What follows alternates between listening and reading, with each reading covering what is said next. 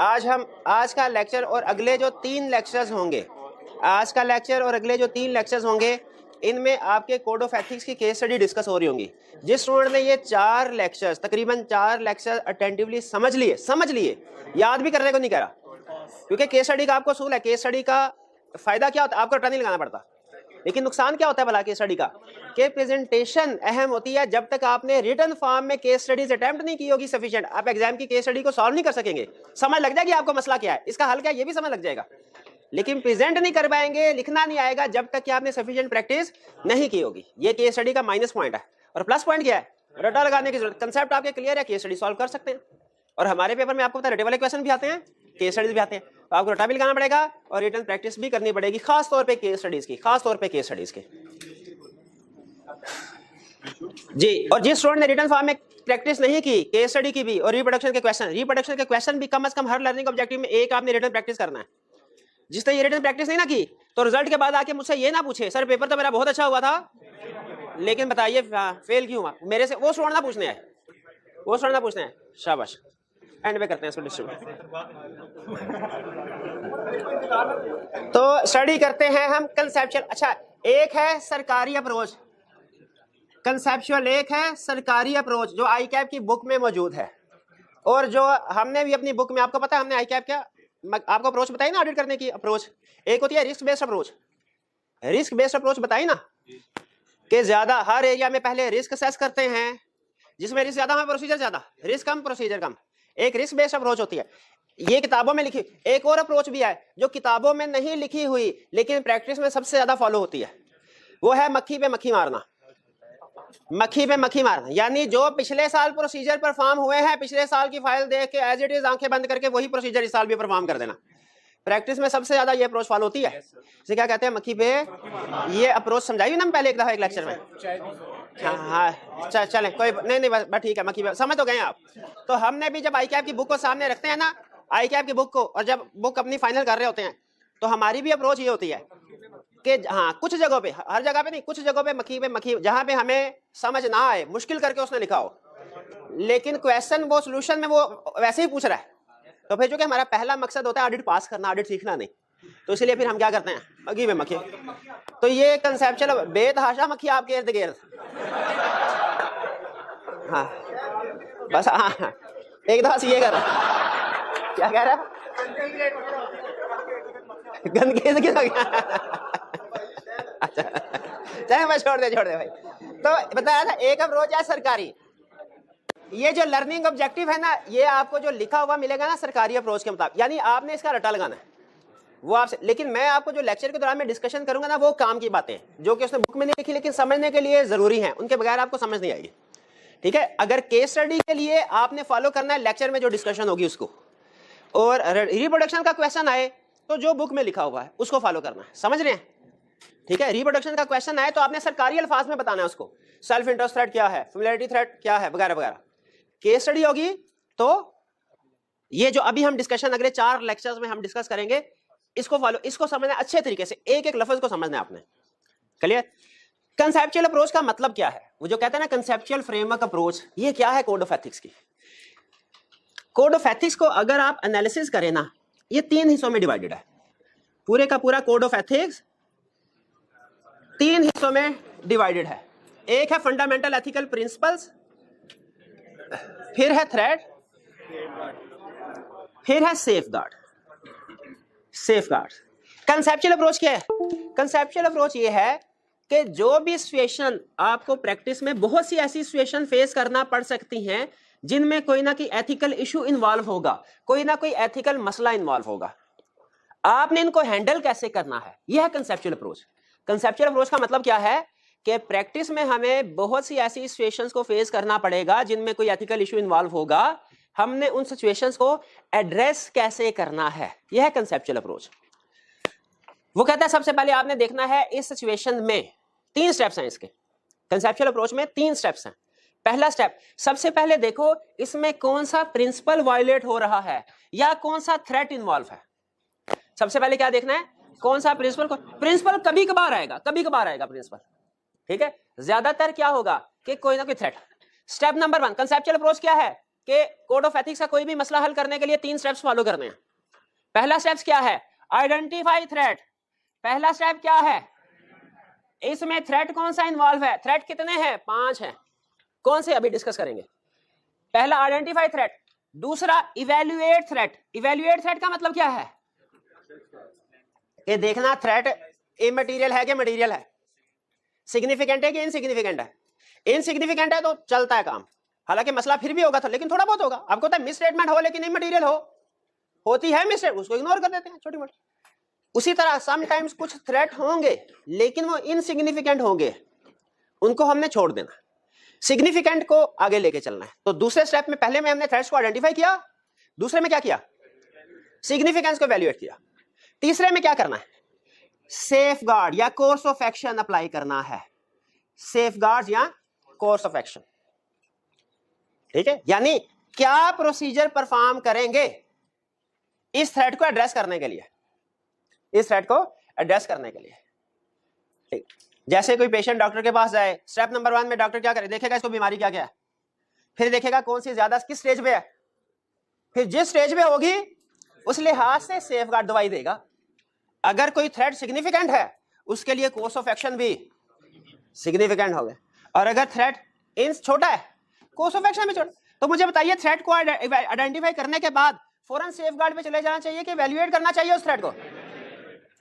ठीक है, अच्छा, इस कंसेप्चुअल, यह है कंसेप्चुअल अप्रोच कि हमने कोड ऑफ एथिक्स की सिचुएशंस को एग्जाम में भी और प्रैक्टिस में भी कैसे हैंडल करना है। 3 स्टेप्स में, identify threat, evaluate threat, apply safeguard या कोर्स ऑफ एक्शन। अच्छा, अब मैं प्रिंसिपल तो हमने पढ़ लिए, अब मैं आज थ्रेट्स आपको डिस्कस करने जा रहा हूं। थ्रेट्स प्रिंसिपल कितनी तरह के थे? 5। कौन कौन थे? Integrity, objectivity, confidentiality, professional competence, due care, professional behaviour. 5 threats कितने हैं? ये भी 5। थ्रेट का मतलब क्या है? थ्रेट का मतलब बेसिक कंसेप्ट ध्यान में रखिएगा। थ्रेट का मतलब है हर ऐसी सिचुएशन जिसमें ऑडिटर इंडिपेंडेंटली काम नहीं कर सकेगा, वो बायस हो सकता है, इन्फ्लुएंस आ सकता है, अंडर इन्फ्लुएंस हो सकता है। वो इन्फ्लुएंस किसी लालच की वजह से भी हो सकता है, किसी प्रेशर धमकी की वजह से भी हो सकता है, वो किसी नफरत का नतीजा भी हो सकता है। बस,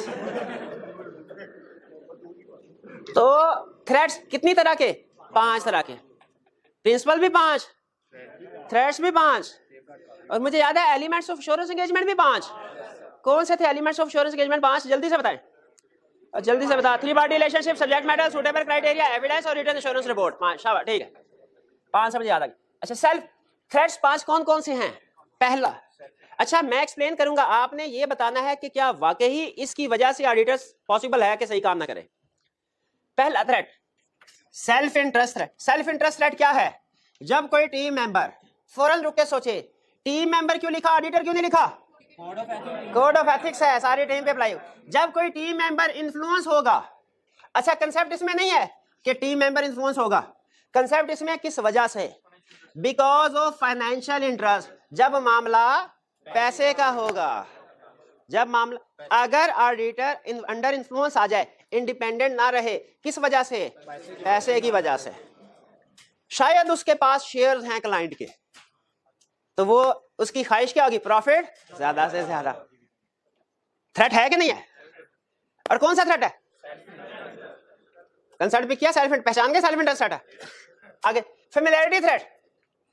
व्हेन ए टीम मेंबर क्यों लिखा, ऑडिटर क्यों नहीं लिखा? पूरे टीम के लिए। Team member will be too sympathetic to client. Client के लिए बहुत ही ज्यादा नरम दिल, रहम दिल होगा। नरम दिल किस वजह से? बिकॉज ऑफ लॉन्ग और क्लोज रिलेशनशिप। लंगोटिया यार, भाई फादर क्लाइंट में डायरेक्टर हो, तो ये एग्जांपल्स हैं लॉन्ग और क्लोज रिलेशनशिप। ठीक है, अब मामला पैसे का नहीं है, फेमिलियरिटी थ्रेट में पैसे का, हाँ ये रिलेशनशिप का मामला है, रिलेशनशिप का मामला। तो जब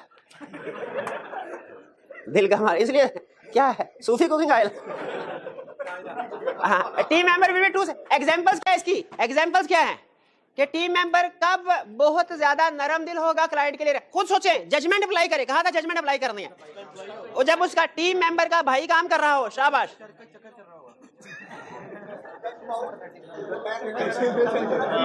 स्पाउस, अच्छा जब तक मैं एग्जांपल ना डिस्कस कर दूंगा आपने यही दोहराते रहना, ठीक है भाई। स्पाउस, स्पाउस क्लाइंट में डायरेक्टर है। और आगे चले, इससे आगे निकले भाई, क्लियर हो? अच्छा, 2 एग्जांपल्स क्लियर हो गई। फिर इसके बाद self review threat. Self review threat का मतलब क्या है? सेल्फ रिव्यू थ्रेट अपना काम खुद ही चेक करना, अपने टेस्ट खुद चेक करो, ठीक है? अपनी केस स्टडी खुद करो, ठीक है? आएगा, हाँ, अपनी केस स्टडी। जो स्टूडेंट टेस्ट नहीं देते और बाद में आके कहते हैं सर मैं बीमार हो गया था, मुझे कोई जरूरी काम था, तो मैं अब टेस्ट दे सकता हूं? हम क्या कहते हैं, बिल्कुल दे दे टेस्ट, ये रहा टेस्ट और ये रहा इसका सोल्यूशन, खुद ही टेस्ट करें। अच्छा, इसमें क्या, जो स्टूडेंट ऑफिशियल सिस्टम के थ्रू टेस्ट देता है उसमें, और जो स्टूडेंट खुद से बाद में आके टेस्ट दे रहा है, क्या फर्क? हाँ, इसमें थ्रेट है। क्या थ्रेट है? Self review threat. Self review threat का मतलब क्या है कि आपने अपना किया हुआ काम खुद चेक कर, उसमें कभी गलती नजर नहीं आती। पेपर दे के आए हैं सर, बड़े खींच के नंबर लगाए हैं, 65 नंबर, खींच के 65 नंबर बन रहे हैं, और बाद में कैसे 23। क्या गलती हो रही होती है?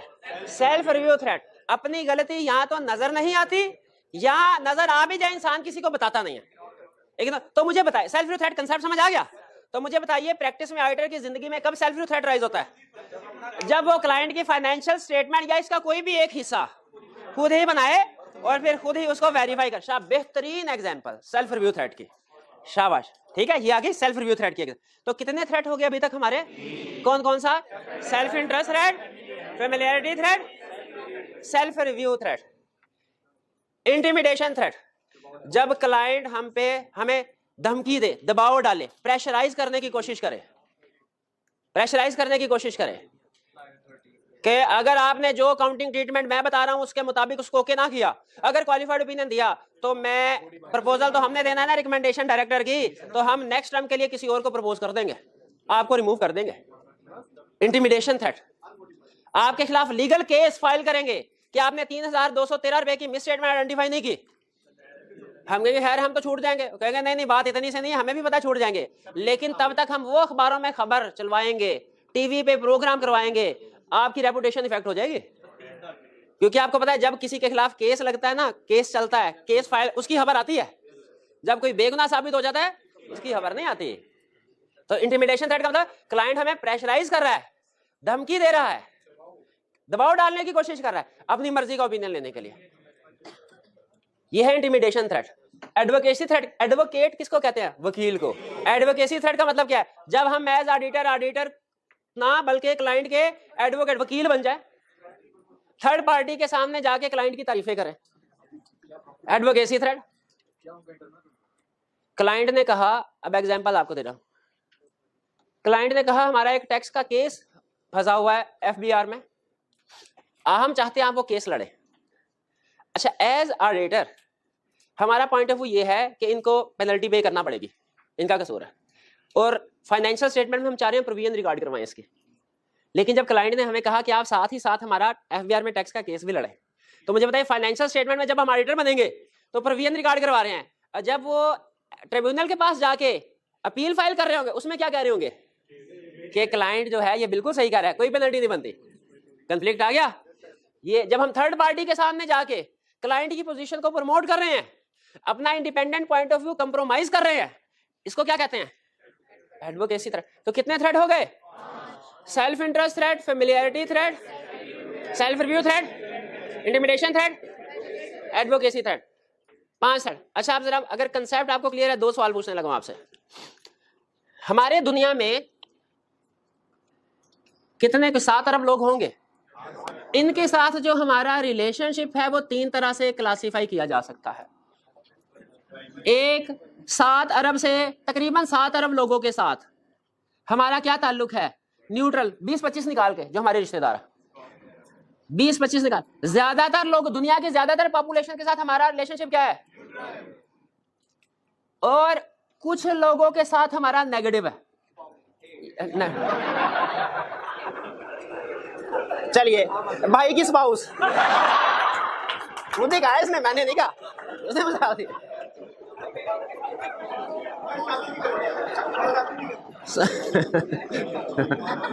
कर ले यार शादी मेहरबानी। कर रिपीट कर दे।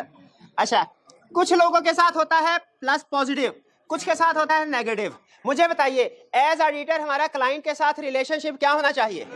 न्यूट्रल। अगर ये पॉजिटिव है तो कौन सा थ्रेड? शाबाश, फेमिलियरिटी थ्रेड, फेमिलियरिटी थ्रेड। और अगर नेगेटिव है तो इंटिमिडेशन। शाबाश, कंसेप्ट भी कर लिया। अब आखिरी क्वेश्चन, अगर ये बता दिया आपने तो मेरी तसल्ली हो जाएगी, कंसेप्ट समझ रहे हैं। एग्जाम में क्वेश्चन आया थ्रेड्स को आइडेंटिफाई, लिस्ट थ्रेड्स। अब एक स्टूडेंट ने आंसर लिखा है और आके कहा पेपर बहुत अच्छा हुआ लेकिन फेल हो गया, आपने बताना फेल क्यों हुआ। क्वेश्चन आया थ्रेड्स बताओ, उसने क्या कहा? उसने कहा self interest thread, self review thread, self familiarity thread, self intimidation thread, self advocacy thread. क्या गलती की? हर जगह पे सेल्फ थोड़ी लगना है, सिर्फ दो के साथ सेल्फ लगना है, self interest, self review thread. भाई समझ आए? थ्रेड समझ आगे क्या है, इनकी नेचर समझ आगे क्या है? चलिए, जो लिखा है वो तो आप रटा लगा ही लेंगे, उसके ऊपर मैं नहीं जा रहा, कंसेप्ट बिल्ड हो गया। अब वापस आए कंसेप्चुअल अप्रोच की तरफ। कंसेप्चुअल अप्रोच क्या कहती है कि जब कभी कोई एथिकल इशू अराइज होगा आपने उसको 3 स्टेप्स में हैंडल करना है। जब कोई एथिकल इशू अराइज होगा आपने कितने स्टेप्स में हैंडल करना है? 3 स्टेप्स में हैंडल करना है। सबसे पहले क्या करना है? Identify threat, evaluate threat, apply safeguards. Identify threat, evaluate threat, apply safeguard. अच्छा, अब सुन ले, कुछ गुरु की बातें बता रहा हूं आपको, पिक कर लेंगे तो केस स्टडी में काम आएंगी, बार बार सवाल नहीं पूछेंगे। पहली चीज आइडेंटिफाई थ्रेट। कितने थ्रेट है? 5। पहली सुल की बात, थ्रेट सिचुएशन के लिहाज से होते हैं।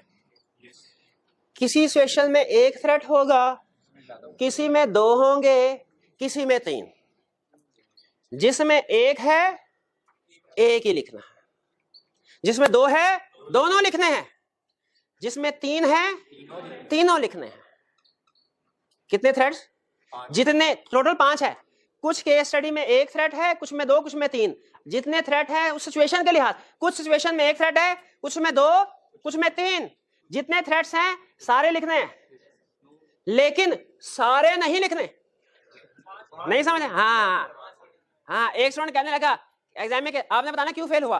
कहने लगा सर ने बताया हुआ है एग्जाम में थोड़ा सा ज्यादा लिख दे तो खैर होती है, एक्स्ट्रा लिख दे खैर। तो मैं ऐसा करता हूँ, जो भी केस स्टडी आएगी ना उसमें पूछेगा आइडेंटिफाई थ्रेट, मैं 5 थ्रेट लिख देता हूँ। भाई कोई ना कोई सही होंगे, कोई ना कोई गलत हो, जो गलत होंगे वो एक्स्ट्रा, वो एक्स्ट्रा, कोई ना कोई तो ठीक होंगे। बताइए स्टूडेंट पास होगा फेल होगा? याद रखिए, ज्यादा फेल होगा, फेल होगा। ज्यादा लिखना हर जगह पे रेलिवेंट नहीं होता। जहां पे उसने चेक ही ये कंसेप्ट करना है कि स्टूडेंट को पता है कि नहीं सिचुएशन में थ्रेट कौन से है। ये तो ऐसा हो गया डॉक्टर के पास भाई दवाई लेने के लिए गए, उसने सारी एक गोली दे दी, अब कोई तो काम करेगी, कोई तो। क्या ये प्रैक्टिस अच्छी है? ये प्रैक्टिस अच्छी नहीं है, ये प्रैक्टिस अच्छी नहीं है। तो उसी तरह हमने भी, जब वो हमसे कहेगा केस में थ्रेट्स आइडेंटिफाई करो, 5 के 5 लिख दें। एक रेलिवेंट है तो एक लिखे, 2 रेलिवेंट है तो 2 लिखे, 3 रेलिवेंट है तो 3 लिखे, सारे के सारे नहीं लिखने। ये बात समझ आइए आइडेंटिफाई थ्रेट में। थ्रेट्स को आइडेंटिफाई करने के बाद दूसरा काम है थ्रेट को वैल्यूएट करना कि थ्रेट सिग्निफिकेंट है कि इनसिग्निफिकेंट है। इसमें 2 ऑप्शंस हैं, जैसे आप कहेंगे वैसे समझाऊंगा। पहली ऑप्शन ये है हर सिचुएशन के अलग-अलग फैक्टर्स हैं, हर सिचुएशन के साथ आप याद करते जाएं। दूसरी ऑप्शन है एक ऐसी यूनिवर्सल अप्रोच बता दूं, कोई भी सिचुएशन आ जाए आप उसकी सिग्निफिकेंस को वैल्यूएट कर सकें। यूनिवर्सल अप्रोच बता दो, नहीं रहने दें, आपने अप्लाई तो करना नहीं है उसको, पक्की बात है। अच्छा पहले मुझे ये बताइए, जो पहले आपको टिप दी ऊपर आइडेंटिफाई थ्रेट, ये क्या दी थी टिप? सिचुएशन के लिहाज से थ्रेट है उतने ले, किसी में एक है तो एक रेलिवेंट थ्रेट है तो एक लिखना है, 2 है तो 2 लिखने हैं, 3 है तो 3 लिखने हैं, सारे के सारे नहीं लिखने। शाबाश। अब सुनिए थ्रेट को वैल्यूएट कैसे करना है। ये वैसे तो सिचुएशन टू सिचुएशन डिपेंड करता है, हर सिचुएशन के पॉइंट्स डिफरेंट है, लेकिन आपको वो अप्रोच बता रहा हूं कि सब पे अप्लाई होगी। आप किसी भी सिचुएशन के थ्रेट को आसानी से वैल्यूएट कर सकते हैं। कैसे?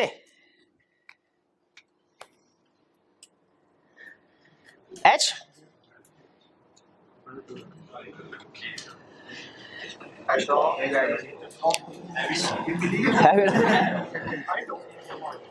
अब सुनिए, कोई एग्जांपल देना है? एग्जाम्पल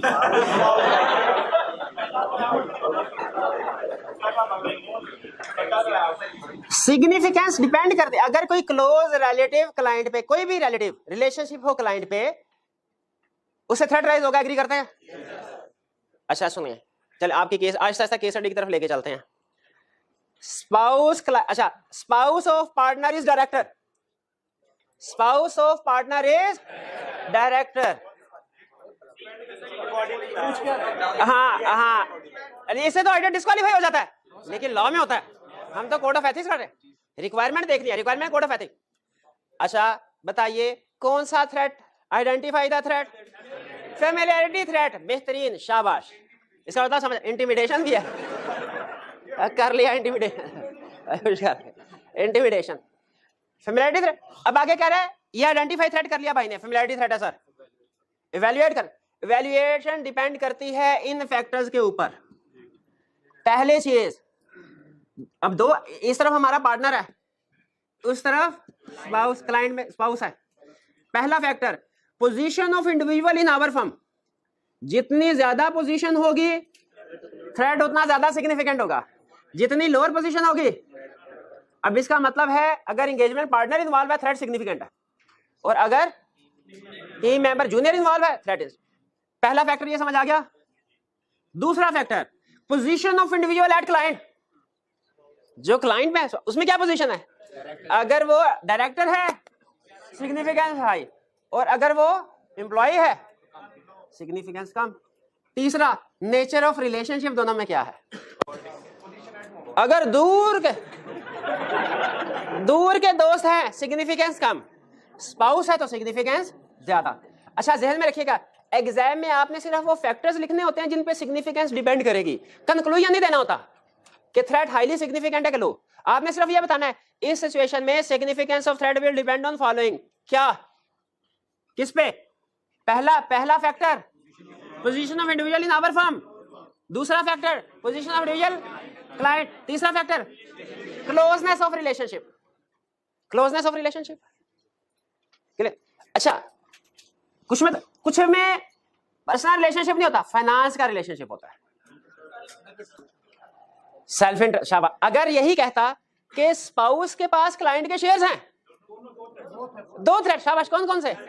सेल्फ इंटरेस्ट थ्रेट और फेमिलियरिटी थ्रेट। लगाओ इसको एक, बस भाई बता। स्पाउस, वो स्पाउस अड़ जाते हैं आप उधर आके, और भाईजान सेल्फ रिव्यू थ्रेट। अच्छा वैसे एक मजे की बात बताऊं, आप समझेंगे शायद मैं मजाक कर रहा हूं, लेकिन ये इफेक्ट है।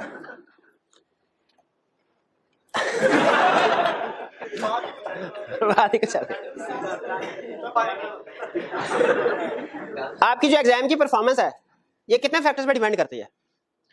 आपकी तैयारी, पूरे 6 महीने में आपने क्या तैयारी की, उसके बाद आपके टीचर ने कैसे प्रिपरेशन करवाई, इस पे आखिरी दिनों में रिवीजन कर पाए कि नहीं कर पाए, 3 घंटा में परफॉर्म कैसे किया। एक और फैक्टर भी है, आपके दाएं बाएं कौन बैठा था, हैं? आपके दाएं बाएं कौन बैठा है? पेपर में कोई नहीं होता। अच्छा कोई बात, समझ आता। एक और फैक्टर पे भी परफॉर्मेंस डिपेंड करती है। क्वेश्चन में सेम केस स्टडी हो और नाम हो ना महमूद तो क्वेश्चन हो जाता है, और नाम हो महा क्वेश्चन नहीं होता। अच्छा आपको लग रहा होगा मैं मजाक कर रहा हूँ,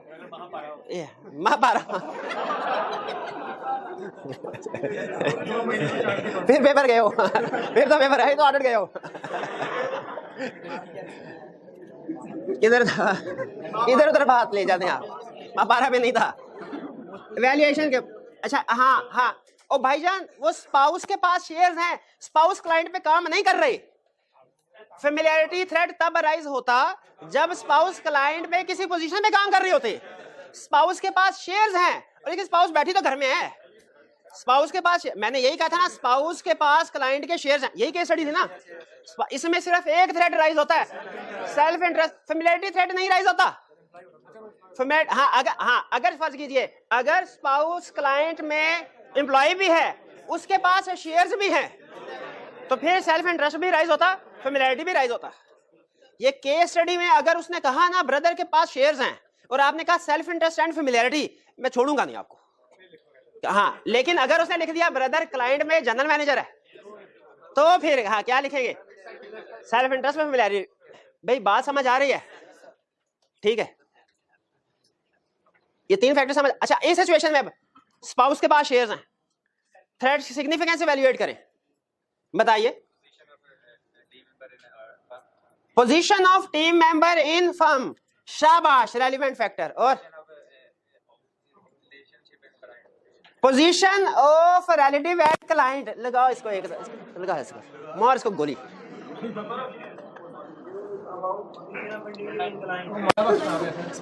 और अभी बताया भाई स्पाउस क्लाइंट पे काम नहीं कर रही, उसके पास शेयर्स है, अल्लाह के बंदे शेयर्स है, सिर्फ क्लाइंट पे काम नहीं कर रही, क्लाइंट पे काम नहीं कर रही, तो ये वाला पॉइंट कहां से आएगा? पिक कर रहे हैं, समझ रहे हैं? ये जजमेंट, ये पॉइंट नहीं आएगा, ये हाँ, इसकी जगह पे एक पॉइंट आएगा, क्या? नंबर ऑफ शेयर्स कितने हैं, शाबाश। इसे हम कहते हैं मटीरियलिटी, मटीरियलिटी ऑफ ट्रांजैक्शन। ये है मटीरियलिटी ऑफ ट्रांजैक्शन। बाज़ औक़ात रिलेशनशिप इन्वॉल्व नहीं होते, पैसे इन्वॉल्व होते हैं, उसमें हम देखते हैं मटीरियलिटी कितने पैसे हैं, कम पैसे हैं तो कम सिग्निफिकेंस, ज्यादा पैसे हैं ज्यादा सिग्निफिकेंस। फिर देखते हैं transaction ordinary course of business की है कि हटके है, outside the normal course of business है। ऑर्डिनरी कोर्स ऑफ बिजनेस की ट्रांजैक्शन हो, थ्रेट कम, और आउटसाइड ऑर्डिनरी तो थ्रेट ज्यादा। इसीलिए आपको याद होगा लॉ नॉर्मली जब ट्रांजैक्शन को डिस्कस करता था तो कहता था ऑर्डिनरी कोर्स से फर्क नहीं पड़ेगा। तो कोड ऑफ एथिक्स भी यही कहता है कि ऑर्डिनरी कोर्स ऑफ बिजनेस की ट्रांजैक्शन हो तो सिग्निफिकेंस कम होती है, थ्रेट इतना सिग्निफिकेंट नहीं होता। और टाइम कितना गुजरा, बाज़ औक़ात ऐसा होता है क्लाइंट, अच्छा आप सुने, क्लाइंट का एम्प्लॉय क्लाइंट को छोड़ के हमारे पास आ गया, हमने कहा इसको ऑडिट टीम का हिस्सा बना के भेज देते हैं। सबसे पहले शाबाश, identify threat, self review threat, क्या कोई और थ्रेट सोचे सोचे सोचे, फेमिलियरिटी थ्रेट, क्योंकि वो उधर उसके यार दोस्त तो बैठे होंगे ना, शाबाश, बेहतरीन। दो एग्जांपल, आइडेंटिफाई थ्रेट ओके कर लिया आपने, इवैल्यूएट थ्रेट, कितना टाइम पीरियड गुजर गया, शाबाश। ऑर्डिनरी कोर्स ऑफ बिजनेस की बात तो नहीं आएगी, मटीरियलिटी की बात तो नहीं आएगी। हाँ अच्छा, क्या सिर्फ एक ही फैक्टर लिखना है? हाँ बिल्कुल, पोजीशन ऑफ इंडिविजुअल, शाबाश शाबाश, पोजीशन ऑफ इंडिविजुअल भी बतानी चाहिए कि क्लाइंट में किस पोजीशन पे काम करता रहा है और फर्म में किस पोजीशन पे अब जाके काम करने लगा है। और ये नेचर ऑफ रिलेशनशिप बताने की जरूरत नहीं है, वो अकेला ही है उसके साथ, क्लियर? तो ये बेसिकली 6 फैक्टर्स आपको बता रहा हूँ सिग्निफिकेंस के, किसी ना किसी सिचुएशन में 2 होंगे, किसी में 3, तकरीबन यही रिपीट होंगे। अगर ये 6 फैक्टर्स आपको समझ आ गए सिग्निफिकेंस के, हर थ्रेड की सिग्निफिकेंस को आप इवैल्यूएट कर सकते हैं। कौन से पॉइंट? इंडिविजुअल की हमारे क्लाइंट पे क्या पोजीशन है, सॉरी हमारी फर्म में क्या पोजीशन है, क्लाइंट पे क्या पोजीशन है, नेचर ऑफ रिलेशनशिप अगर 2 लोग इन्वॉल्व हैं, T for time, O for ordinary course of business, and for materiality of the transaction. इक्का दुक्का शायद कोई हो रहा है लेकिन ये सफिशिएंट है, क्लियर हो गया? अब एच टर्म याद रखिएगा, ठीक है? आइडेंटिफाई थ्रेट में आपको क्या टिप बताई, आइडेंटिफाई थ्रेट में क्या टिप बताई, जितने अगर एक रेलिवेंट थ्रेट है 1 बताना है, 2 रेलिवेंट थ्रेट है 2 बताने हैं, 3 रेलिवेंट थ्रेट है 3 बताने हैं, सारे नहीं बताने। इवैल्यूएट थ्रेट में भाई सारे अगर किसी क्वेश्चन में आते होते ना तो मैं आपको 3 तक रोकता ना, 3 तक इसलिए रोका, 4 क्यों नहीं कहा मैंने? क्या ये इत्तेफाक है कि इसमें कोई हिकमत होगी? घर से सोच के आते हैं कि एक एक लफ्ज क्या बोलना है, बाज़ औक़ात नहीं भी सोच के आते होते हैं कुछ। आइडेंटिफाई थ्रेट, इवैल्यूएट थ्रेट, समझ आया? इवैल्यूएट थ्रेट में क्या हिंट बताया? इसमें सिर्फ फैक्टर्स बताने हैं, डिसीजन नहीं करना कि थ्रेट सिग्निफिकेंट है कि नहीं, सिर्फ इतना लिखना है, significance of threat will depend on following factors, 1 2 3 जितने हैं रेलिवेंट उस सिचुएशन के लिहाज से। अब ये जज कर लें कि आपके सिचुएशन के लिहाज से रेलिवेंट कौन से हैं। ये तो नहीं है कि स्पाउस घर में और आपने उसे क्लाइंट में कहा पोजीशन देखेंगे कौन सी है, नो नो नो। सेफगार्ड, पहले वाली सिचुएशन कौन सी थी, या चलिए अभी वाली सिचुएशन कौन सी थी? स्पाउस के पास शेयर्स हैं, स्पाउस के पास शेयर्स हैं, किसको पूरी बात करें ना, किसको डिस्पोज ऑफ करना है, गलत फहमी ना हो जाए। हाँ पहले इंडिविजुअल की जिम्मेदारी है बताना है कि सर मेरे पास शेयर्स हैं, फिर फर्म को क्या करना चाहिए, इंडिविजुअल को कन्विंस करना चाहिए क्या please dispose of the share.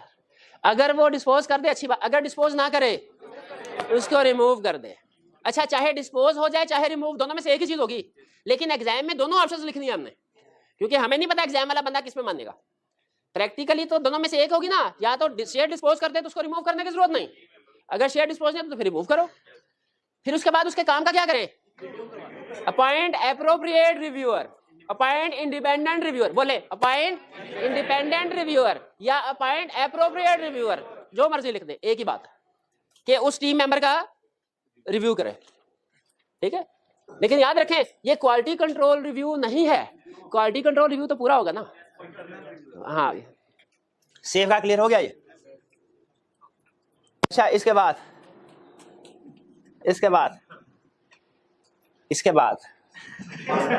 दूसरा और उधर है स्पाउस। स्पाउस क्लाइंट में डायरेक्टर है, क्लाइंट में फैमिलियरिटी थ्रेट राइज होता है। Significance of threat will depend on following fact, बताइए इनमें से कोई अप्लाई होता है, नहीं होता मेरा ख्याल। हाँ ठीक है, सेफगार्ड्स बताइए। सेफगार्ड डिस्क्लोज कर दे जिसका रिलेशनशिप है, वो भाई फर्म को खाब थोड़ी आएगी, वो तो टेलीमेंट टीम मेंबर बताएगा ना, ठीक है। तो अच्छा डिस्क्लोज कर दिया और उसे टीम का हिस्सा ना बनाए। तीसरा उसके काम का अपॉइंट क्या था, independent reviewer to review work done by relevant team member, appoint appropriate reviewer to review. ये है कंसेप्चुअल अप्रोच। दो एग्जांपल से हमने सीखी कंसेप्चुअल अप्रोच, जिसमें हमने ये देखा कि कोई भी एथिकल सिचुएशन आ जाए हमने क्या करना है, उसे 3 हिस्सों में सॉल्व करना है, identify threat, valuate threat, safeguard. Clear हो गई ये बात जी? यहां तक अब सुन लें, कोई क्वेश्चन है तो पूछिए वन बाय वन जी।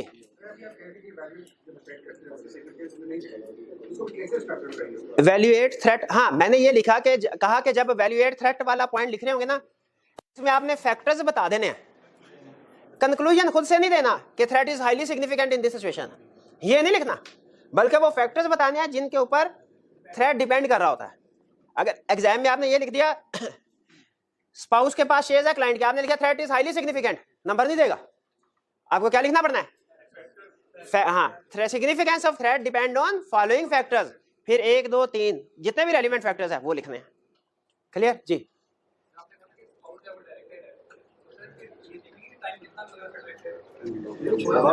नहीं, वो कह रहा है कि अगर स्पाउस डायरेक्टर है तो क्या उससे बताना है कि टाइम कितना हो गया उसे डायरेक्टर बने, नहीं ये रेलिवेंट नहीं है। हाँ अगर वो डायरेक्टरशिप छोड़ के आ जाए अगर क्लाइंट में, उस सूरत में लिखना पड़ेगा, उस तरह में लिखना पड़ेगा जी।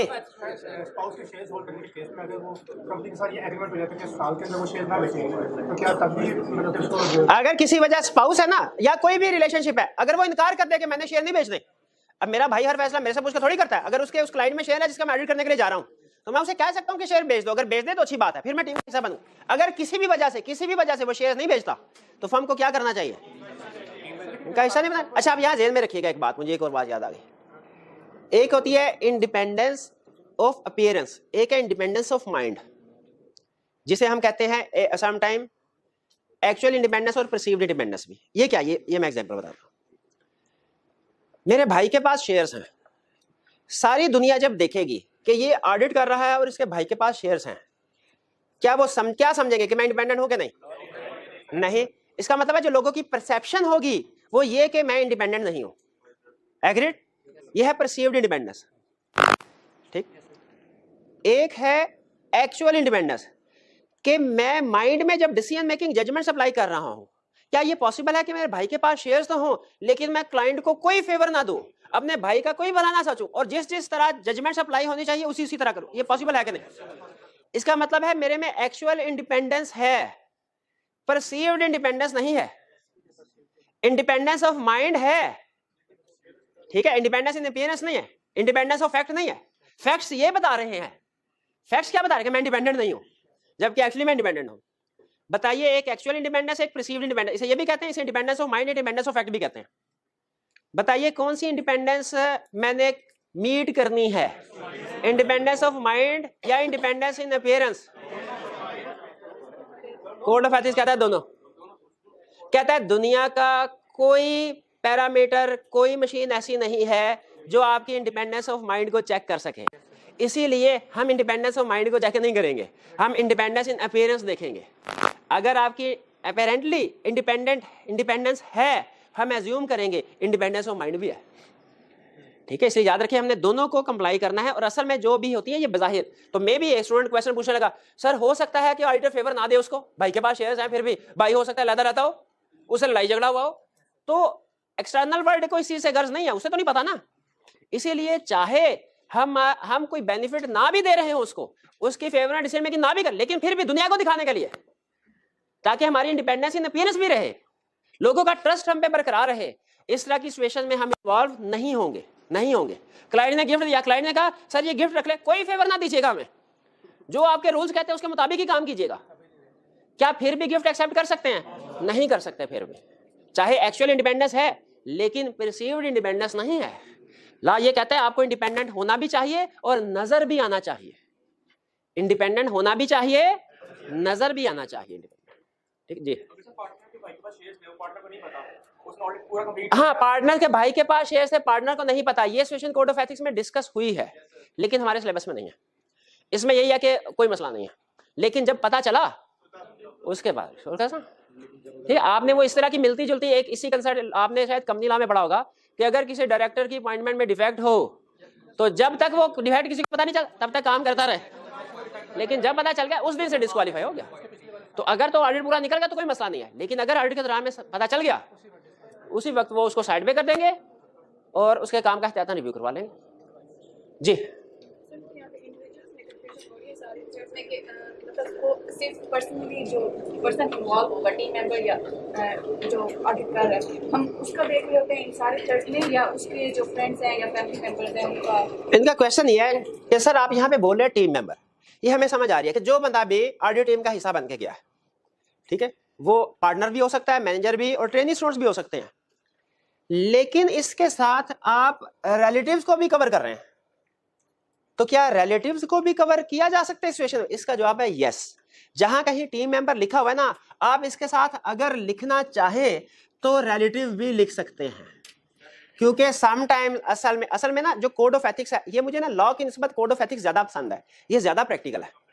कोड ऑफ एथिक्स कहता है आपने ना ये सारी सिचुएशन डिस्कस करने के बाद मैंने पे एक लाइन लिखता है, कहता है हमारे लिए पॉसिबल नहीं हम हर सिचुएशन को जो प्रैक्टिकली आप फेस करेंगे एथिकल उसको कवर करें, तो बाकी आपने इन रूल्स को सामने रख के खुद डिसीजन करना है। अब एक जगह पे एक केस स्टडी में उसने नहीं पूछा, ये मैं खुद से बना रहा हूं, ये भाईजान ऑडिट करने के लिए आए, पहली ऑप्शन मैंने इनको कहा सर ये नई गाड़ी का तोहफा आपके लिए, सिमिलैरिटी थ्रेड। अब दूसरी चीज मैंने कहा सर ये डायमंड की ज्वेलरी भाभी के लिए,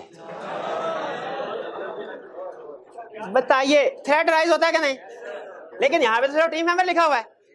कोड ऑफ एथिक्स कहते हैं नहीं आप अपनी जजमेंट, आपको बताया था ना जजमेंट अप्लाई करने की इजाजत है। हमारी जजमेंट क्या कहती है? क्या थ्रेड सिर्फ टीम मेंबर के जरिए से क्रिएट हो सकते हैं कि रिलेटिव की इन्वॉल्वमेंट से भी हो सकते हैं? तो जहां पे आपका माइंड आपको कहे ना कि रिलेटिव की इन्वॉल्वमेंट थ्रेड क्रिएट हो रहा है, वो भी कवर होता है। तो यहाँ पे आप चाहे तो इन सब के साथ टीम मेंबर के साथ लिख सकते हैं, डायरेक्टली और थ्रू रिलेटिव्स, हर एक के साथ लिख सकते हैं। तो रिलेटिव को एक केस स्टडी में अभी ये रियल केस स्टडी है, उसने ऑडिटर को धमकी दी कि अगर आपने क्वालिफाइड ओपिनियन दिया ना नेक्स्ट टर्म के आपको पॉइंट नहीं करेंगे, रिमूव कर देंगे। Intimidation threat. अगली एग्जांपल सुने, असल में थ्रेट की नेचर चेंज हो जाती है। अगर केस स्टडी आपको ये कहे कि मैंने सीनियर मैनेजर के स्पाउस क्लाइंट में मैनेजर है, केस स्टडी ने इतना कहा, फौरन क्या कहेंगे? कौन सा? Familiarity threat. अब अगली सिचुएशन कोड ऑफ एथिक्स में डिस्कस नहीं हुई, लेकिन एक जगह पे उसने क्वेश्चन बनाया। अब मैं ये देखना चाह रहा हूं कि आप वो जो जजमेंट मैं बार बार कहता था आप जजमेंट को अप्लाई करने के काबिल है कि नहीं। उसने कहा मैनेजर के स्पाउस क्लाइंट में एम्प्लॉय है और चीफ एग्जीक्यूटिव ने कहा है अगर आपने क्वालिफाइड ओपिनियन दिया स्पाउस आपके स्पाउस को नौकरी से निकाल दिया जाएगा। अच्छा ना दो नहीं एक, पहले फेमिलियरिटी था, अब फेमिलियरिटी नहीं है, अब फेमिलियरिटी नहीं है। अब नेचर थ्रेट की चेंज होगी ना हालात चेंज होने के बाद। वैसे लिख भी सकते हैं मतलब, क्योंकि ये कोड ऑफ एथिक्स ने नहीं डिस्कस किया हुआ, तो इसमें हमारे पास लिबर्टी है। लेकिन इसमें जो बड़ा थ्रेट है वो कौन सा है? Intimidation threat. तो अब देखें इसमें डायरेक्ट ऑडिट, यहां पे भी देखें ना टीम मेंबर इन्वॉल्व नहीं है, टीम मेंबर नहीं है, लेकिन क्या आपको पता उसका रिलेटिव इन्वॉल्व है, लेकिन क्या थ्रेट क्रिएट हो रहा है? यस हो रहा है। और ये सिचुएशन कोड ऑफ एथिक्स में कहीं पे डिस्कस नहीं हुई है, कहीं पे डिस्कस। जी नहीं, अगर स्पाउस क्लाइंट में एम्प्लॉय है, क्वेश्चन में सिर्फ इतना लिखा हुआ है, तो मैं 100% आपसे एग्री करता हूँ, फैमिलियरिटी थ्रेट अराइज होता है। लेकिन अगर क्लाइंट कहता है आपने हमारी बात नहीं मानी तो स्पाउस को नौकरी से निकाल दिया जाएगा, या बाज़ औक़ात कहता है इसको प्रमोशन नहीं दी जाएगी, तो इस सिचुएशन में अब इंटिमिडेशन थ्रेट आ गया। फैमिलियरिटी थ्रेट लिखे या ना लिखे वो आपकी मर्जी है, इंटिमिडेशन थ्रेट लाजमी लिखना है। भाई मुतमिन है जी? जहाँ फायदा वाली चीज आ रही है वो फैमिलियरिटी में जाएगी, जहाँ नुकसान वाली चीज आ रही है हाँ बिल्कुल। जब कभी प्रेशराइज दबाव डालने की कोशिश की जाएगी वो इंटिमिडेशन थ्रेट है, और जब कभी फेवर, वही पॉजिटिव नेगेटिव, जब कोई प्लस हो, फायदे की बात हो रही हो, तो फैमिलियरिटी, उन्होंने एक रूल बना दिया, उन्होंने कहा सर जब कभी रिलेटिव के जरिए से फायदा हमें पहुंचाने की कोशिश की जा रही हो तो फैमिलियरिटी थ्रेट और सेल्फ इंटरेस्ट थ्रेट भी, और अगर कभी नुकसान पहुंचाने की कोशिश की जा रही है, बिल्कुल ठीक कंसेप्ट भी किया। अगर वो स्पाउस को प्रमोशन दे देंगे तो फैमिलियरिटी थ्रेट भी है, सेल्फ इंटरेस्ट है। शाबाश, अब आए ना लाइन पे, ये खुशी हुई मुझे। यस, फैमिलियरिटी थ्रेट भी है, सेल्फ इंटरेस्ट थ्रेट भी है इस केस में। क्लियर हुआ? लेकिन हमने याद रखे, कोशिश ये करनी है कि जो सिचुएशंस उसने हमें बता दी हैं बुक्स में, अगर एग्जाम में क्वेश्चन आता है हम उसी अप्रोच को फॉलो करें, क्योंकि जजमेंट का असूल होता है, जजमेंट वहां पे अप्लाई की जाती है जहां पे स्पेसिफिक इन्फॉर्मेशन अवेलेबल ना हो। जहां पे स्पेसिफिक इन्फॉर्मेशन अवेलेबल है, अगर कोई सिचुएशन केस स्टडी बुक में डिस्कस हुई है, हमने उसके वही थ्रेट सेफगार्ड लिखने हैं जो बुक में है। हाँ, अगर बुक के अलावा कोई आ जाए तो फिर बेफिक्र होकर जजमेंट अप्लाई करें, ठीक है? और इवन अगर अब यंग स्टूडेंट्स के लिए जो जरा थोड़ी कम लेवल पे तैयारी करते हैं, अगर आप कोई सिचुएशन डिस्कस हुई है लेकिन आपने नहीं कवर की, भूल गई है, एग्जाम में बैठ के फिर क्वेश्चन को छोड़ना नहीं है, फिर अपनी जजमेंट अप्लाई कर लें। लेकिन बेहतर तरीका क्या है कि याद करके जाए, और ये मुश्किल नहीं, आसान है, ठीक है? जो चीज़ आसान है उसको मैं आसान कह के आपको बताऊं, जो मुश्किल मैं खुद बता दिया करूंगा मुश्किल है। मतलब मुझे पर्सनली ये लगता है बड़ी इंटरेस्टिंग है, इसमें कहानियां बड़ी, मतलब सिचुएशन ना बड़ी इंटरेस्टिंग क्रिएट होती है, कंसेप्ट बोलता नहीं है जी। वैल्यूएट जी बिल्कुल, उनको जितने दिए हो या सारे लिखना, मतलब 2-3 लिख दो ना, 2 या 3 बंदे। इवैल्यूएट, उनका क्वेश्चन है सर इवैल्यूएट थ्रेट में अगर फर्ज कीजिए 3 थ्रेट हैं, हम 2 लिख दें तो काफी है? इसका जवाब है नहीं, 3 है तो तीनों लिखें। अगर 2 लिखेंगे आपका कोई आधा नंबर काट लेगा, आधा नंबर काट। वही फैक्टर्स, थ्रेट के लिए भी यही रूल है, फैक्टर्स के लिए भी यही, जितने सारे, वरना आपका कोई ना कोई आधा नंबर, ज्यादा नहीं आधा नंबर, क्योंकि जाहिर है 6-7 नंबर का अगर एक केस स्टडी होगी तो उसने 2 नंबर देने होंगे थ्रेट को, 1.5-2 नंबर देना होगा इवैल्यूएट थ्रेट को, और 2.5-3 नंबर देने होंगे सेफगार्ड्स को। तो मार्क्स कम डिडक्ट करता लेकिन कर लेगा, ठीक है? और कोई क्वेश्चन? चलिए, अच्छा अब हमने करना क्या है, मैं थ्रेट आपको बता चुका हूं सारे, ठीक है? सेल्फ रिव्यू थ्रेट भी बता दिया कि team member will not appropriately well result. ये थोड़ी वर्डिंग टेक्निकल है लेकिन कंसेप्ट वही है कि अपना काम खुद चेक करना। इंटिमिडेशन, जब क्लाइंट हमें ऑब्जेक्टिवली मना करेगा अनड्यू इन्फ्लुएंस या प्रेशर की वजह से, इंडिपेंडेंट काम करने की वजह से, और जब हम क्लाइंट की पोजीशन को प्रमोट करेंगे थर्ड पार्टी, कंसेप्ट बिल्ड कर दिया। अब देखें मैंने करना क्या है, अब मैंने करना ये है, हर थ्रेट की एग्जांपल्स हैं। अच्छा, एक तो ये एग्जांपल अगर आप नोट कर ले तो अच्छी बात है, बुक में, आईकैप की बुक में एग्जांपल नहीं है, आईकैप की बुक में, हमारी बुक में एग्जांपल, लेकिन आगे चल के केस स्टडीज में यही डिस्कस हुए हैं, तो हमने केस स्टडीज को ही निकाल के क्लासीफाई कर दिया है। अब मैं 1 बाय 1 ये एग्जांपल डिस्कस करूंगा आपके साथ, और आपसे पूछूंगा कि थ्रेट बताइए, सेफगार्ड बताइए, फैक्टर्स बताइए और सेफगार्ड बताइए। आप जो डिस्कशन करेंगे मैं उसको ट्यूनिंग करता रहूंगा, जो चीज गलत हुई आपको बता दूंगा ये गलत है, अगर कोई बड़ा फैक्टर्स रेलिवेंट हुआ, कोई अहम वो आपके साथ ऐड ऑन करवा दूंगा। लेकिन बेसिकली ड्राइविंग सीट पे आप बैठे होंगे, मैं नहीं। आप अब आगे जितने भी 3-4 दिन लेक्चर को आप लेके चलेंगे। हाँ, डिस्कशन में हो सकता है 18-19-20 हो जाए हमारा, यानी आप जब घर जाके रीड करें में भी एक आधा थ्रेट एक्स्ट्रा भी लिखा हो या एक आधा प्रोसीजर एक्स्ट्रा लिखा हो, लेकिन हम तकरीबन 80% के करीब, हर केस स्टडी को 80% के करीब डिस्कस करेंगे। घर जाके अगर आपको लिखा हुआ नजर आता है कि उसमें कुछ पॉइंट एडिशनल भी है तो आपने उसको याद कर लेना है। ये नहीं कहना सर क्लास में आपने उसको डिस्कस नहीं किया था तो इसीलिए हमने समझा कि इसको करना ही नहीं है। नहीं, डिस्कस हम सब कुछ करेंगे, लेकिन अगर कोई चीज डिस्कस होने से रह जाए, कोई प्रोसीजर या फैक्टर, लेकिन बुक में मौजूद है, आपने क्या करना है, याद करना, इग्नोर नहीं करना उसको। स्टार्ट करें कहां से? होल्डिंग शेयर तो आपने बता दिया कि इसको करने की जरूरत है, हो गया। चले, लोन आप बताइए, लोन से कौन सा थ्रेट राइज होता है? डिपेंड करता है लोन किसने लिया, किस फर्म ने या क्लाइंट ने, फर्म ने या क्लाइंट ने, अगर फर्ज कीजिए कि क्लाइंट ने लोन लिया है तो उसमें थ्रेट है। अच्छा ज़हन में रखे, कंपनी लॉ ये कहता था कि अगर ऑडिटर ने लोन लिया है वो मसला है, ऑडिट है, क्लाइंट ने लोन दिया तो मसला नहीं है। लेकिन यहाँ पे क्या कह रहे हैं, क्लाइंट ने लोन लिया वो भी मसला है। अगर हम ऑडिट फर्म ने लोन लिया है तो फर्दर ये डिपेंड करता है लोन फाइनेंशियल इंस्टीट्यूशन से लिया कि किसी और से। अच्छा थ्रेट कौन सा राइज होता है, सेल्फ इंटरेस्ट थ्रेट, ठीक है, सेल्फ इंटरेस्ट थ्रेट, लोन लिया हुआ है, पैसे लोन लिया हुआ, हमने एक क्लाइंट से, ऑडिटर ने लोन लिया हुआ है, क्या सेल्फ इंटरेस्ट रेट राइज नहीं होता इससे? होता है। आपका क्या ख्याल है, नहीं होता सेल्फ इंटरेस्ट?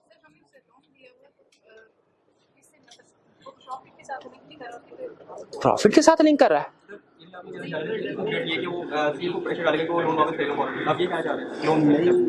मैं ये कहना चाह रहा हूं कि अगर हमने क्लाइंट से जिसका ऑडिट करने के लिए जा रहे हैं उससे लोन लिया हुआ है तो इसमें हो सकता है हम इंडिपेंडेंट ना हो, ठीक है। और थ्रेट कौन सा राइज होगा, सेल्फ, क्योंकि पैसे इन्वॉल्व हैं। आपका क्या ख्याल, इंटिमिडेशन थ्रेट भी राइज होगा? अगर वो क्वेश्चन सुन लें, सेल्फ इंटरेस्ट थ्रेट तो कंफर्म राइज होगा, एग्री करते हैं। कुछ स्टूडेंट का ख्याल है सर इंटिमिडेशन थ्रेट भी राइज होगा, क्यों? हाँ, अगर क्वेश्चन में कहे ना कि मांग ले, उसने मांग लिया फिर आप इंटिमिडेशन थ्रेट लिखेंगे, वरना नहीं लिखेंगे। ये वही एग्जांपल है, स्पाउस क्लाइंट पे है, कौन सा थ्रेट लिखेंगे, क्या इंटिमिडेशन थ्रेट लिखेंगे? नहीं। लेकिन अगर उसने क्वेश्चन में कहा कि निकाल दें फिर लिखेंगे, वरना नहीं लिखेंगे। लोन क्लियर हुआ? अच्छा अब जी, टर्म्स में ये बात भी लिखी होती है, हम जब चाहे वापस मांग सकते हैं। Payable on demand, payable on demand loan भी तो होते हैं ना। सेल्फ इंटरेस्ट सिग्निफिकेंस किन फैक्टर्स पे वैल्यूएट करेगी, डिपेंड करेगी? कौन सा? मटेरियलिटी पे, और यानी अगर किसी बैंक से लोन लिया है सिग्निफिकेंस कम, और अगर बैंक के अलावा किसी और कंपनी से लोन लिया है, क्योंकि उनका ऑर्डिनरी कोर्स ऑफ बिजनेस नहीं होता, ड्यूरेशन नहीं मेरा ख्याल है। हाँ, जिस हमारी टीम में से जिस बंदे ने लोन लिया है वो किस पोजीशन पे है, उसकी पोजीशन देखनी चाहिए। और मेरा बस ये 3 फैक्टर्स काफी हैं। सेफगार्ड्स बताइए। लॉ ये कहता है अगर तो आपने जो रूटीन बैंक से लोन लिया है, ठीक है, बैंक से लोन, और वो इमटेरियल अमाउंट का है तो कोई नॉर्मल है, कोई इसमें। अगर मटेरियल अमाउंट का है बैंक से लोन मटेरियल, तो आप क्वालिटी कंट्रोल रिव्यूअर अपॉइंट करते ज्यादा से ज्यादा, क्वालिटी कंट्रोल रिव्यूअर के हमने कोई फेवर नहीं दी। लेकिन अगर किसी ऐसे कंपनी से लोन लिया है जो बैंकिंग कंपनी नहीं है, उसका तो रूटीन का काम ही नहीं है, तो उस सिचुएशन में थ्रेट सिग्निफिकेंट हो जाएगा। क्या हो जाएगा? तबाही फिर गई, क़यामत आ गई, आग लगे। उधर वो लोन ले लिया ऑडिटर ने, और किससे लिया? ऐसे क्लाइंट से जो बैंक ही नहीं है। कंपनी एक्ट क्या कहता था? डिस्क्वालिफिकेशन हो गई। कोड ऑफ एथिक्स क्या कहता है? कहता है कोई बहुत सिग्निफिकेंट रिस्क है, सॉरी थ्रेट है, सिग्निफिकेंट, लोन रीपे करो, नहीं तो ऑडिट छोड़ो।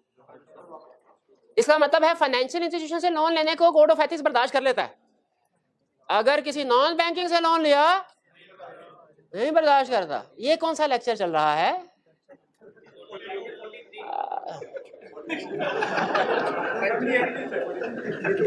हर तरह के लोग हर जगह पाए जाते हैं। मैं तो भाई लोन फीस की कहानी थोड़ी लंबी है,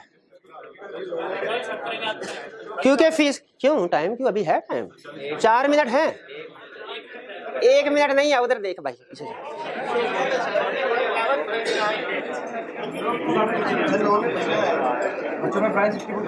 अच्छा हाँ, बच्चों में प्राइस डिस्ट्रीब्यूट करना टेस्ट का, हाँ ये ठीक है। अच्छा चले, कल ना मुझे याद करवाइएगा, 2 मेरी फेवरेट सिचुएशंस हैं, एक फीस वाली, एक एम्प्लॉयमेंट वाली। फीस आगे भी फेवरेट है। अच्छा आपको ये बात बताइए ना, फीस पूरे ऑडिट में सिर्फ एक चैप्टर में डिस्कस होती है, याद है ये बात? फीस और एम्प्लॉयमेंट। कल स्टार्ट में आपने क्या कहना है मुझे? हाँ, और एम्प्लॉयमेंट। सर ये हमारे फेवरेट हैं, मेरे भी फेवरेट हैं, आपका भी फेवरेट है, आई कैप का भी फेवरेट है। शाबाश। ये कैसे पता? खास तौर पे एम्प्लॉयमेंट, खास तौर पे एम्प्लॉयमेंट वाला जो सिचुएशन है ये आई कैप की फेवरेट है, ये सच में फेवरेट है आई कैप की। तो कल जब हम लेक्चर स्टार्ट करेंगे ना, आपने कहना है सर सबसे पहले हमें ये वाली एग्जांपल सिखाएं। कौन सी एग्जांपल्स? अच्छा अब सुन ले, घर जाके आपने कौन सा लर्निंग ऑब्जेक्टिव रीड करना है? 10 हो गया, ये तो ठीक है। ये नहीं 10 कौन सा? Learning objective 3। अच्छा आप सुन ले, जो घर जाके रीड करना है लर्निंग ऑब्जेक्टिव 10, तो रीड तो करना ना जाके भाई। अभी कहाँ रीड किया है? मैंने कल रीड करने का 10 दिया था। अच्छा कोई बात नहीं, आज दोबारा कर लें, आज याद भी कर लें। लर्निंग ऑब्जेक्टिव 11, लर्निंग ऑब्जेक्टिव 13, और आप इसमें एक एक दो दो क्वेश्चन पूछेंगे, ठीक है? क्योंकि कुछ क्वेश्चन होते हैं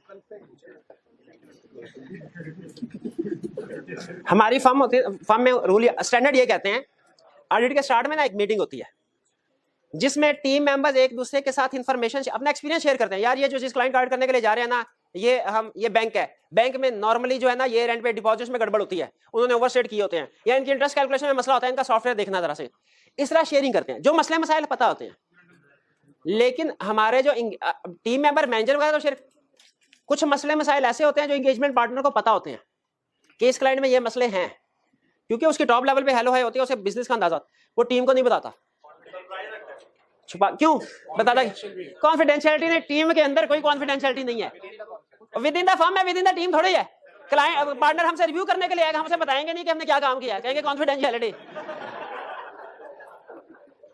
भाई with in the firm, with in the team तो अप्लाई नहीं ना होगी। Partner with in the team क्यों नहीं बताता? जरा गैस की वो पार्टनर हाँ चेक करता है कि मैं देखता हूं ये टीम मेंबर खुद से इशू आइडेंटिफाई करते हैं कि नहीं। अगर ये खुद से इशू आइडेंटिफाई करके आए, इसका मतलब इन्होंने काम सही किया है, और अगर नहीं आइडेंटिफाई करके आए काम से। इसी तरह हर थ्रेट में एक एक दो दो पॉइंट ऐसे होंगे, मैं छुपा के रखूंगा। सारा केस डिस्कस नहीं किया करूंगा, तकरीबन 80-90% तक डिस्कस करूंगा, क्यों 10% बाकी है। अच्छा वो क्वेश्चन आप पूछेंगे तो मैं बताऊंगा, ये मैं आपको बता दूं, खुद से मैं नहीं बताऊंगा ना, नहीं पूछेंगे तो मैं नहीं बताऊंगा पक्की तो उम्र से। और अगर आपने सवाल पूछ लिया, मुझे लगा हाँ, तो मुझे पता चल जाएगा पढ़ के आए कि नहीं आए। ठीक है, पढ़ के आए भाई, मुझे कैसे पता चलेगा पढ़ के आए कि नहीं आए? मैं घर में कैमरा सीसीटीवी कैमरा थोड़ी लगाया हुआ है, आपके सवालों से पता चलता है कौन स्टूडेंट पढ़ के आया, कौन नहीं पढ़ के आया। पार्टनर 2 महीने के लिए अपने ऑफिस में होता था, क्लाइंट हम क्लाइंट पे होते थे, पार्टनर हमें देख थोड़ी रहा था हम काम करते हैं कि नहीं, उसे कैसे पता चलता था किसने काम किया किसने नहीं। इश्यूज आइडेंटिफाई किए, किस बंदे ने इशू आइडेंटिफाई किए। तो अगर आप क्वेश्चंस कल रेज करेंगे, मुझे लगेगा कि आप पढ़ के आए हैं, समझ के इस काबिल हैं कि आगे मजीद बातों को समझ सके, तो मैं मजीद बातें समझाऊंगा आपको। लेकिन अगर मुझे लगे कि जो मैंने पढ़ाया था वो भी आपने पूरा कर दिया है, तो फिर मैं जाहिर आगे चलूंगा, फिर मजीद पॉइंट समझ रहे हैं। चलिए अच्छा, ये आपके प्राइस डिस्ट्रीब्यूशन रह गई थी, आपका टेस्ट हुआ था।